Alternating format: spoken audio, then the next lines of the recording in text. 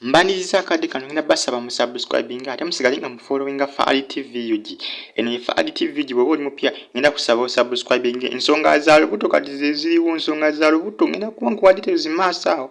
Ensonga zino nange zintabudde. Ngenda kusaba liking video eno o commenting ate osigale nga o following Faali TV UG. Updates tuba nazo Bambi ezina value ate ezeesigika.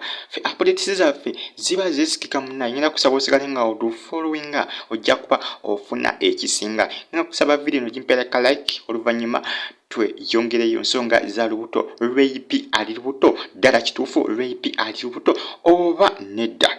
Subscribe. Best friends agenda kubadda akadde konna. Ngenda kusaba Bambi obere standby omulinda agenda kubadda akadde konna. Batara bonna bagenda kubamu, balwina bagenda kubamu. Agenda tandika lunaku lugenda kuba lwa kusatu olwa weekend ye tugenda kugitandise kugamba okwosikangamba okwosenkya. Best friends agenda kuba addamu okulagibwa ku YouTube, tolina kumusubwa. Nsonga za lubuto. Olubuto lufuuse olubuto, rape ali lubuto. Abaana amawulire gatambula ku mukutu ogwa Facebook wali n'omukutu ogwa Twitter ne Instagram bagamba nti rape ali lubuto.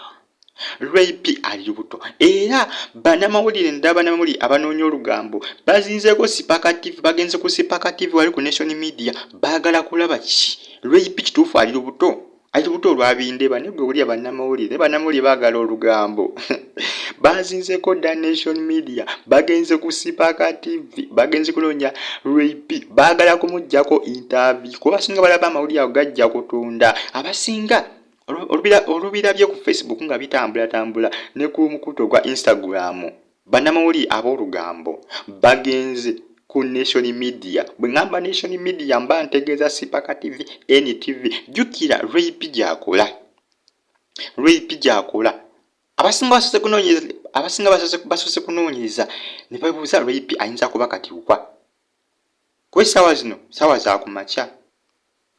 Abasinga kati bagenze ku nation media ku Sipaka TV baagala kufuna interview, baagala kufuna bigambo byankomeredde ebiva mu rape, baagala kakasa rape kituufu ali lubuto, baagala kuwulira ekigambo nga kiva mu rape. Ne kati rape ne wana b'olubuto basubira n'abagambo ekituufu mboziko bajjamu otunuulizi bajjamu recordinga ka video ngeri gye balina kamera bageesinge bageraageranye omuntu ali olubuto n'atali lubuto. Naye nga tebirina bakakasibwa batandise obisaasaanya ku mukutu gwa Facebook nga omanyi social media nti zajja nga bw'ozimanyi zajja. Abaana balina engeri gye basomoggolamu ebintu lwakuba ebiseera ebisinga ebimu biba bituufu. Kwajjuke bano baserebu bayitaayita mu bantu bangi ab'enjawulo. Kati oyinza okusanga rape yagenzeeko wa mukwano gwe, kati mukwano gwe n'amutunuulira n'amulaba, kati ye n'atandika okusasanya amawulire ku Facebook. Ebiseera ebisinga lwakuba ekisinga okuntabula lwaki yamukubya ekifaananyi, yani mukubya ekifaananyi n'akiteekayo ku Facebook ne tufuna ekifaananyi ekyo ne tukiraba ne tukakasa nti oba rape kituufu ali lubuto. Ngenda kusaba subscribing. Eno bagita Faali TV UG. Updates tubona zina value. Nsonga za lubuto olwa rape. Abaana batambula nange social media anti zajja. Social media zajja. Kati bo bagasaasanya.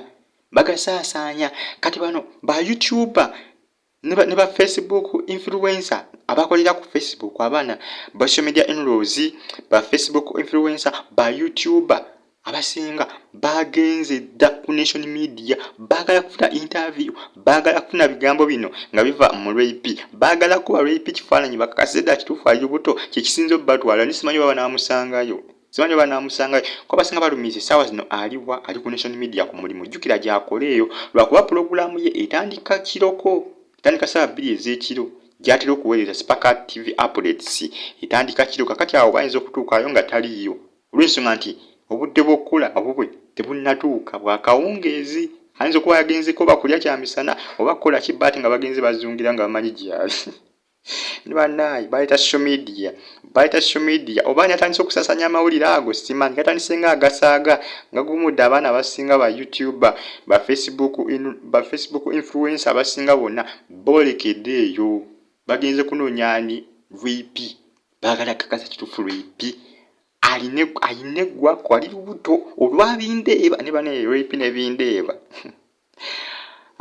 Bana abaana tebagwayo.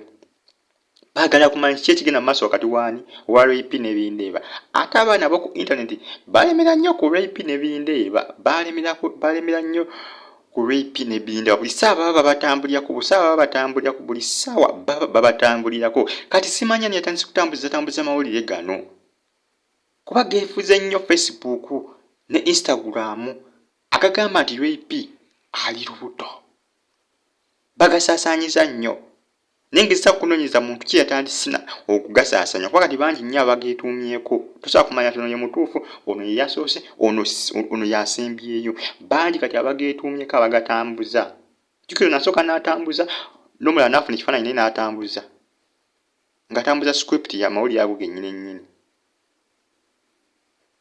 Subscribe for AdiTV ugisigala nga otufollowinga, likinga, commentinga ate sharinga nsonga za Lubuuto olwa rape. Tujja kuba tumanya ebituufu ebinaaba bizzuse. Mu likinge, mu commentinge, mu subscribinge. Mweraba.